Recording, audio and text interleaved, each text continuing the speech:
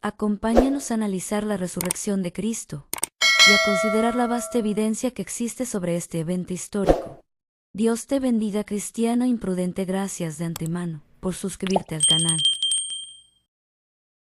En unos minutos va a estar el café listo, ya les voy a avisar para que puedan llegar ahí. Sé que ha sido una semana un poquito pesada para todos, pero gracias por asistir. Déjenme ir buscando. ¿Dónde quedó? Bien, vamos a abrir con una pequeña oración. Padre, te damos gloria y honra, te agradecemos este tiempo, te pedimos que tú seas obrando en nuestras vidas, que este tema sea de glorificación, Padre, y de edificación para tu iglesia, Señor. Este tema tan importante, porque no solo era importante, Señor, que tú murieras en esa cruz, sino todavía más que te levantaras al tercer día, resucitaras en gloria, Padre. Te pedimos que por medio de este estudio nos hables a nuestras vidas, nos llenes de paz, nos llenes de esperanza, Señor, sabiendo que si tú resucitaste, nosotros lo haremos un día, Padre. Ayúdanos a que de manera bíblica podamos ir a través de este estudio conociendo todas aquellas a veces trampas que el mundo pone para hacer dudar de que siquiera tú has resucitado, Padre. Te damos gloria y te pedimos que tu Santo Espíritu guíe este estudio en el nombre poderoso de Cristo Jesús. Amén. Bien, ¿cómo están? ¿Listos? Pues como saben, va a durar 2 horas. No, de repente si hablo muy fuerte, como que me oigo, me dicen, porque si estoy gritando, ahí para decirles que le bajen. Va a durar 2 horas el estudio, pero a los 50 minutos pues les voy a dar chance para ir al baño, qué sé yo, ¿no? Déjenme regresar aquí. Si quieren ir sacando ahí su Biblia, lo que carga esta cosa, ahí está. Ok, el tema se llama la resurrección en una servilleta. Ese es el tema que le he puesto al estudio. La resurrección en una servilleta, porque la intención es que en el espacio de una servilleta o de una hoja ustedes puedan tener todos los argumentos a favor de la resurrección de Cristo, ¿no? Decía un hermano, pues sí, cuando Jonás se comió a la ballena y empieza, ¿no?, su prédica a platicar y varios como que, no, hermano, la ballena se comió a Jonás.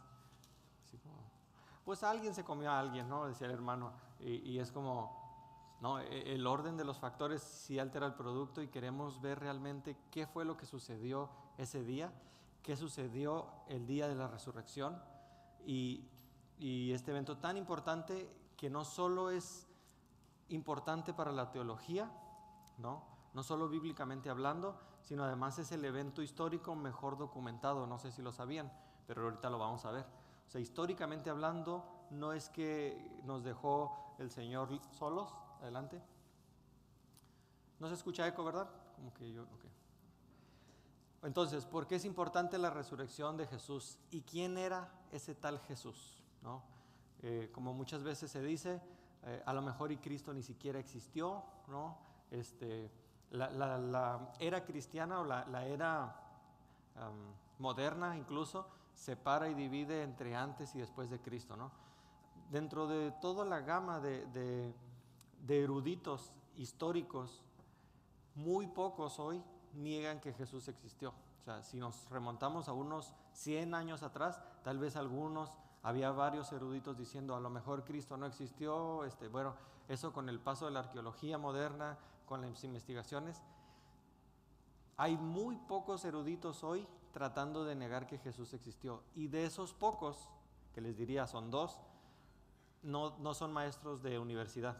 De ahí el resto de eruditos que están enseñando en universidades, no solo no cristianas, confiesan y confirman que existió un tal Jesús, ¿no? Entonces, pero ¿y qué tal que Jesús no resucitó? Bueno, vamos a ver esto el día de hoy. Siguiente slide.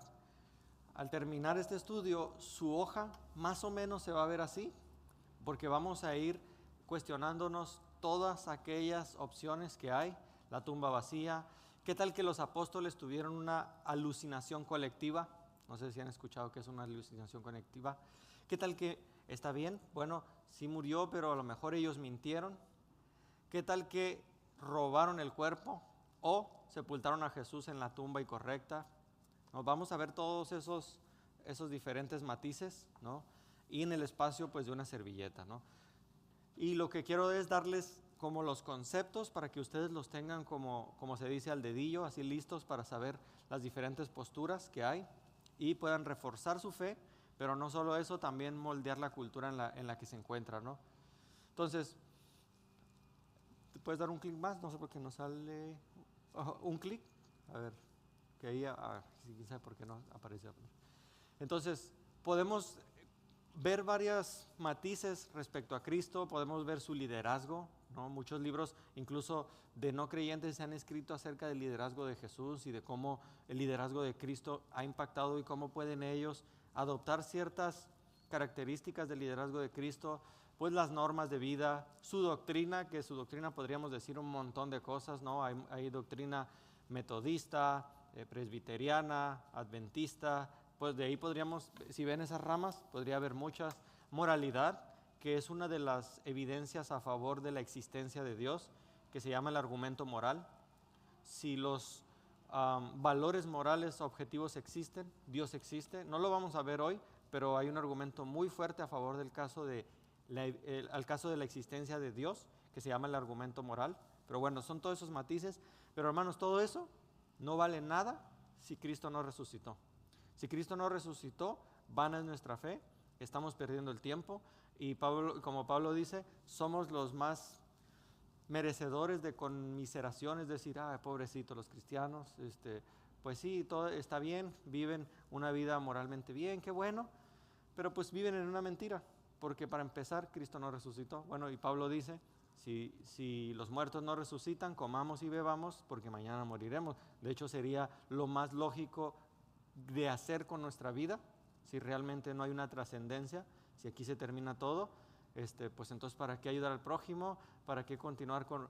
Y otros temas que no vamos a ver aquí a favor de la existencia de Dios, pero que en los siguientes estudios sí vamos a ver por qué es necesario, para que la vida tenga un verdadero sentido, es necesario, uno, que Dios exista, y dos, la inmortalidad. Porque sin una de estas dos, hermanos, se cae en la desesperanza. Y es el lugar al que caen muchos no creyentes y a veces algunos creyentes caen en la desesperanza. ¿Por qué? Porque no tenemos bien fundada esa raíz, ese pie de elefante, no sé si lo han escuchado en los árboles, que se forma, que está fuerte, firme ahí. Pues la resurrección es el caso más importante. Interrumpí un poco la clase pasada, ¿se recuerdan que íbamos viendo la introducción? Alcanzábamos a ver solo la mitad. Pero ahorita por las fechas dije, ese es el momento, ese es el tema que es más importante todavía, porque si Cristo no resucitó, entonces todo lo demás que podamos decir alrededor de eso se cae. Bueno, vamos a continuar. Siguiente slide. Entonces, eso nos decía el apóstol Pablo. Si no hay resurrección de los muertos, entonces tampoco Cristo ha resucitado. Toda nuestra predicación es inútil, dice Pablo. Y nosotros los apóstoles estaríamos mintiendo acerca de Dios. O sea, hay muchas cosas demasiado serias que decir acerca de la resurrección de Cristo, porque si eso no sucedió, dice, nosotros mismos estamos mintiendo. Lo que es más, todavía ustedes son culpables de sus pecados si no hay resurrección de muertos. Lo siento. Si Cristo no resucitó, todavía estás en tus pecados. En ese caso, somos los más dignos de lástima de todo el mundo. Porque si te fijas en el budismo, en la mayoría de la gama de religiones, no se fundan en la resurrección de su líder, ¿no? Y es más, el Dios en el que ellos creen o la deidad que ellos creen no murió por ellos y no dice haber resucitado entre los muertos.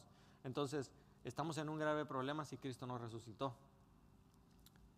Siguiente slide. Y como dice, solo vives una vez. Comamos y bebamos, que mañana moriremos. Entonces, si esto es todo lo que hay, lo más inteligente que podrías hacer es vivir para ti, vivir para satisfacer todos tus deseos, todo lo que entra a tu mente, todo lo que tú quisieras, bueno, lo más lógico e inteligente, si Dios no existe, es vivir de una manera totalmente egoísta. Eso sería lo mejor que podrías hacer. Entonces Hitler estaría incluso justificado para hacer lo que hizo.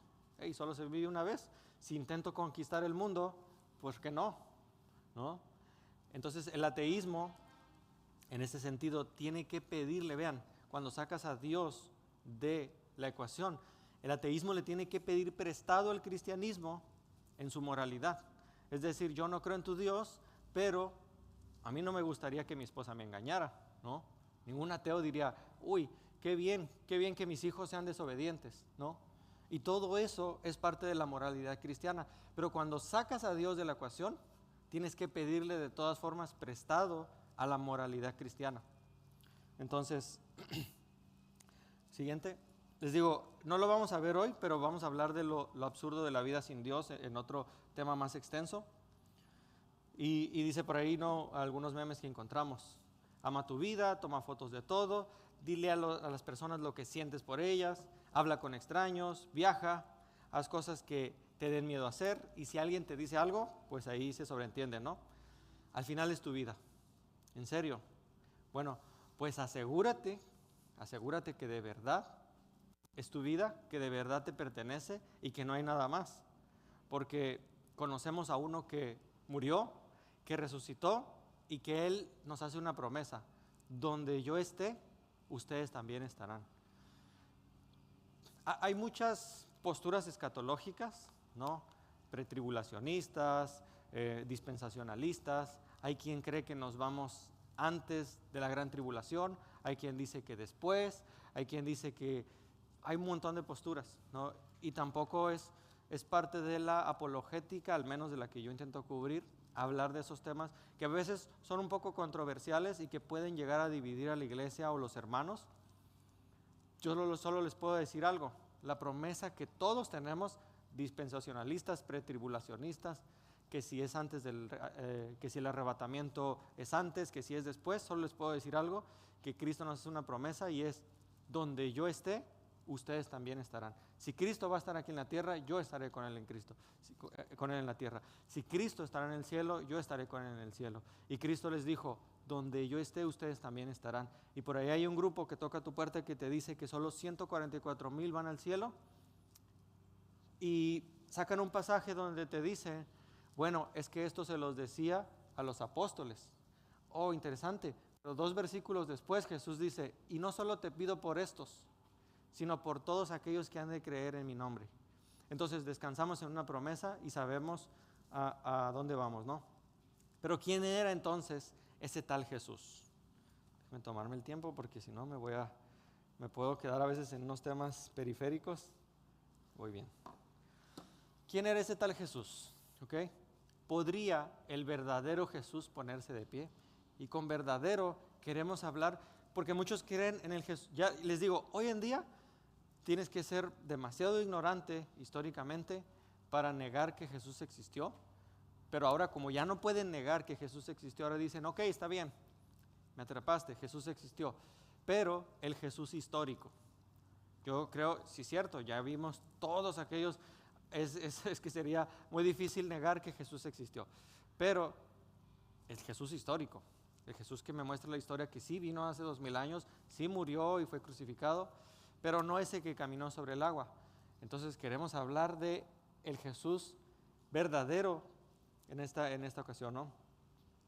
Algunos dicen incluso que Jesús fue a China y ahí aprendió, o sea, ese tiempo que estuvo, que se le llama de silencio, donde Jesús, después de la niñez de Jesús, que ya después vemos en la mayoría de los evangelios, después Jesús ya como un adulto, ¿no? Algunos dicen que se fue a China y ahí aprendió ciertas artes, ¿no? Y vamos a ver cómo se tiene que tener más fe, vean esto, se tiene que tener más fe para creer las posturas anticristianas que para aceptar el evangelio. Siguiente slide. Ahora, Jesús se autonombra con ciertos títulos que apuntaban que era más que un profeta. Vamos a ir viendo algunos de ellos. Porque para algunos, les digo, incluso los musulmanes, ellos no niegan que Jesús existió. Pero ellos dicen, Jesús fue un un gran profeta, pero no el Hijo de Dios. Dios jamás pudo haber tenido un hijo. Bueno, Jesús se autonombró con ciertos títulos que apuntaban que él era más que un profeta. Reclamó autoridad sobre ciertas cosas que ningún hombre podría haber afirmado. Una de ellas es que él era el Hijo de Dios. Ahora, tan solo este slide, hermanos, nos tomaría 2 horas, cuando menos, para hablar de la cristología. La eclesiología es el estudio de la iglesia, ¿no? La cristología es el estudio de Cristo. Y los títulos de Cristo, por ejemplo, como Hijo de Dios, no solo significaba, como la palabra dice, bueno, era Hijo de Dios. Nosotros también, Juan 1:12 dice, más a todos los que le reconocen, los que le reciben, les ha dado el poder de ser hijos de Dios, ¿sí? No es en ese sentido. De hecho, cuando él se aplicaba el Hijo de Dios, ¿qué hacían los fariseos? Se agachaban a agarrar piedras, porque era una blasfemia que alguien se adjudicara de la manera en que lo hacía decir Hijo de Dios. Y ese término Hijo de Dios estaba diciendo que él era del mismo naturaleza que el Padre, dando a entender que él era Dios. Entonces, en nuestro lenguaje natural, Hijo de Dios, pues para muchos no significa que sea Dios, pero en el lenguaje judío era una blasfemia, porque él estaba afirmando ser igual a Dios, ser Dios mismo. Y el Hijo del Hombre, paradójicamente, también es un término que se aplicaba a Dios mismo. En el libro de Daniel decían que, dice el libro, ¿no?, que vieron al Hijo del Hombre, pero ese Hijo del Hombre que aparece en Daniel, que entendían los judíos, era Dios mismo. Entonces, ahorita no es mi intención mostrarles por qué Jesús es Dios, tal vez lo podamos ver en otra ocasión, pero lo que queremos ver aquí es los títulos que Cristo se autonombró. En Juan 14:6, él dijo ser el camino, la verdad y la vida, no varias de las opciones que hay, no varias de las matices que hay, sino el camino, el único camino. Solo el Hijo conoce al Padre, en Mateo 11:27. Lucas 5:20 al 21, te perdono tus pecados, yo te perdono tus pecados. No es decir, Dios te perdona tus pecados, o que Dios te perdone diciendo, yo te perdono. Y ellos entendían cada frase que Jesús decía como una ofensa, como esta. ¿Quién puede perdonar pecados sino solo Dios? Y entonces los judíos tenían a Dios mismo enfrente, pero no lo veían. Por eso es que es tan terrible cuando le adjudicamos a un hombre el poder de perdonarnos los pecados, ¿no? En el latín antes el sacerdote católico pronunciaba estas palabras, ego te absolvo, o sea, yo te perdono, lo cual es en contra totalmente de la Escritura, pero Cristo se adjudicaba eso, pues porque Él era Dios. El que me ha visto a mí, has visto al Padre, ¿no? Siguiente. Y vemos lo que dice uno de estos historiadores. De todas las religiones del mundo, únicamente el cristianismo declara estar basado en la resurrección de su fundador divino. Porque por ahí vamos a ver, yo no sé cuántos han visto o en TikTok o en publicaciones de 3 minutos, que hay muchas historias similares, tanto al nacimiento virginal de Cristo, a la resurrección de Cristo. ¿Cuántos han visto que Tamuz, que por allá el dios egipcio? Y entonces, realmente vamos a ver también esas posturas, porque es mentira, hermanos. La única religión que declara estar basada en la resurrección de su fundador divino es el cristianismo. Ninguna otra religión o cosmovisión hace una declaración tan audaz y consecuente. Consecuente, ¿por qué? Porque de verdad creemos que Jesús resucitó. Entonces, no es una afirmación nada más vacía y gratuita, sino es una afirmación con evidencias. Ahora, ¿qué podemos saber sobre la historia? ¿Podemos estar seguros de la historia?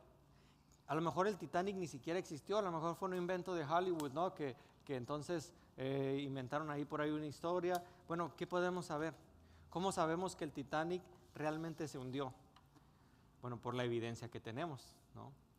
Hay bastante evidencia para ir a ese lugar y saber que ese incidente existió, y tenemos la evidencia histórica del momento en que ocurrió, cómo salió en los periódicos, ¿no?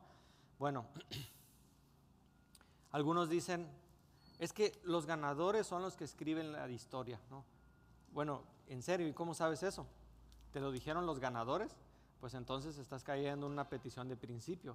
¿Por qué? Pues si no podemos saber nada de la historia, ni siquiera podría saber que no puedo saber nada de la historia, ¿no? Es una afirmación que se contradice a sí misma. Siguiente slide. Entonces, cuando los historiadores dicen que X evento ocurrió en el pasado, lo que realmente quieren decir es, dado los datos disponibles, y esta es la clave, la mejor explicación indica que estamos justificados para tener un grado razonable de certeza. Ya está el café, por si quieren ir por un cafecito, no pasa nada, ahí pueden pasar a agarrar un cafecito, hay pan, algunos también trajeron galletitas, entonces siéntanse con la libertad.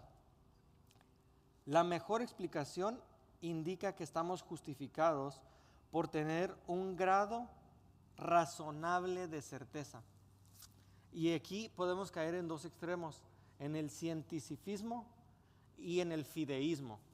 El fideísmo es todo créelo por fe, no necesitas tener buenos argumentos, solo ten fe. Ese es un argumento errado, porque la fe cristiana no descansa solo en una fe ciega. Pero también está el cientificismo, que es voy a creer solo aquello de lo cual tenga un 100% grado de certeza de que ocurrió. Y si así fuera, hermanos, si nos ponemos a ver en nuestro día, hacemos un montón de cosas de las cuales no tenemos 100% certeza de que van a salir como esperamos. Tan solo cámbiate de carril en la vía rápida y tú lo haces sabiendo que no viene nadie. No tienes un grado 100% de certeza, pero lo haces, sin embargo, basado en la evidencia que tienes. Ninguno de ustedes dudó, bueno, espero que no.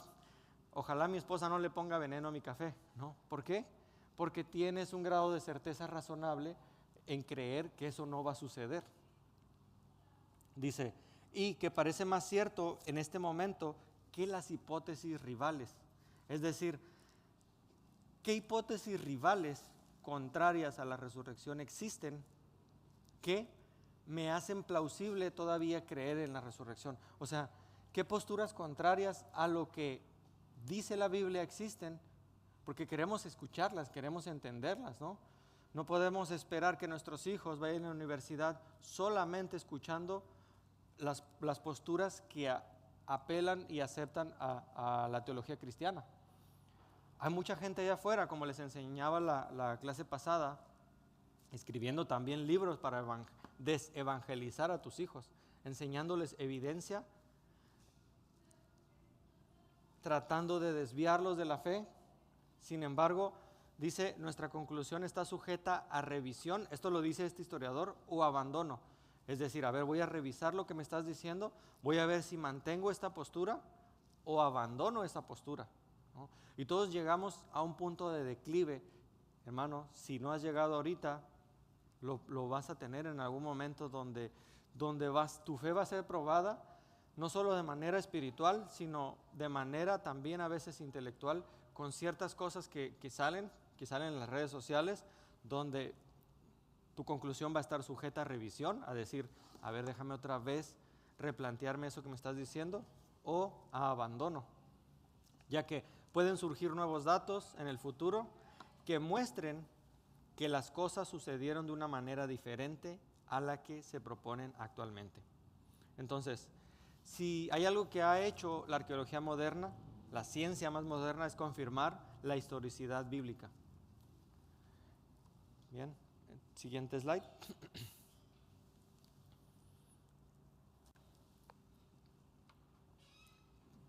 Gerald O. Collins dice lo siguiente. Un segundito. La convergencia de las pruebas históricas haría absurdo negar que Alejandro Magno vivió y cambió el rostro político y cultural del Oriente Medio. No podemos retroceder la película para recuperar el contacto con el pasado, construyendo literalmente el asesinato de Julio César en el año 44 a.C. O sea, el método científico te pide que tú repitas el evento para comprobar que realmente existió. Por ejemplo, podemos comprobar científicamente midiendo la distancia que hay de aquí a aquí y dejando caer y viendo cuándo golpea. y con eso podemos determinar el volumen, el peso de una botella de agua. Y es científicamente demostrable. ¿Por qué? Porque yo estoy repitiendo el evento una y otra vez. Bueno, dice este historiador, si de verdad quieres comprobar científicamente que Alejandro Magno existió, no lo puedes hacer, porque eso significaría que Alejandro Magno tendría que estar vivo y para que tú lo mates. Bueno, no podemos retroceder la película para recuperar el contacto con el pasado, reconstruyendo literalmente el asesinato de Julio César en el año 44 a.C. o la crucifixión de Jesús 100 años después. Pero solamente los lunáticos dudarían de esas dos muertes violentas. Es decir, no puedo científicamente demostrar, ¿por qué? Por lo que les digo, es más, no puedes demostrar científicamente que Benito Juárez existió. Sin embargo, hay pruebas históricas que solamente un lunático diría Benito Juárez no existió. Bueno, lo mismo nos está diciendo este historiador, que a pesar de eso, solamente los lunáticos dudarían de la muerte de Cristo y de la muerte de Alejandro Magno, porque la evidencia es abundante. ¿Ok? Adelante. Ahora, podemos saber cosas de la historia, y ahí es donde ya vamos entrando apenas al tema. Este historiador, Mike Licona, tuve la oportunidad de conocerlo el año pasado en una conferencia que hubo aquí en San Diego. Él estuvo presente, fue uno de los ponentes, y él propone 6 herramientas que si se cumplen, si es que se cumplen, ayudan a acercarnos a una objetividad en la investigación histórica. Porque todos tenemos ciertos sesgos. ¿Qué es un sesgo? Es yo quisiera creer en esto, o yo quisiera que esto fuera así porque yo ya creo en esto, ¿no? Y entonces podemos traer nuestro sesgo a la investigación y afectar la investigación. Es difícil que no tengamos un sesgo cognitivo o un sesgo de investigación. ¿Por qué? Porque todos tenemos creencias, todos tenemos valores, todos venimos de diferentes contextos, de diferentes estados. Bueno, él propone esto. Uno es el método, otro es el horizonte o el panorama, y el método del historiador deben ser públicos. Es decir, yo te voy a decir de dónde estoy sacando esta investigación, tú la puedes leer, tú puedes ir a las fuentes, no te las prohíbo. No es como, oh, bueno, es que, ¿sabes qué? Vino el ángel Moroní y me dijo que escribiera este libro, pero ¿y dónde está la copia del libro donde tú lo copiaste? Oh, es que él se la llevó, y entonces de ahí nace el libro mormón, ¿no? Y un montón de doctrinas que pueden nacer de publicaciones privadas, que tú ni sabes quién la escribió, ni sabes quién la editó, ni sabes quién la investigó. Entonces aquí dice, debe ser público este panorama. La presión por pares, que también vamos a ver. O sea, ¿qué otras posturas hay también? Presentar ideas a expertos con ideas contrarias. Vean que la fe cristiana no tiene miedo de ser expuesta a las ideas contrarias. Quiero ver esas ideas contrarias, quiero presentar esas ideas contrarias y ver qué es lo que me tienen que decir esas ideas contrarias a mi investigación histórica. Dar cuenta de los cimientos históricos relevantes y, lo que les decía ahorita, separación del sesgo. O sea, tratar de sacar mi sesgo de la investigación. ¿Sí? Siguiente slide, por favor. Y esto es lo que se llama el método de la inferencia a la mejor explicación. ¿Cuál es lo que mejor explica el evento que estamos investigando? Los argumentos a la mejor explicación hacen inferencias y ponderan las hipótesis de acuerdo a criterios específicos. Estos son los criterios. Las hipótesis que mejor se ajusten a los criterios son preferibles y se consideran las más probables. Es decir, no le rebuscamos una explicación súper difícil, súper complicada, porque lo que dice este dato es, siempre acepta la mejor explicación, la explicación más razonable. Entonces, debe tener alcance explicativo, debe tener poder explicativo, debe tener plausibilidad, o sea, que sea posible que eso exista, que sea plausible, perdón. Menos ad hoc. Menos ad hoc significa, pues estoy dándole la explicación que más se parece a lo que yo quiero creer, ¿no? refutada por menos creencias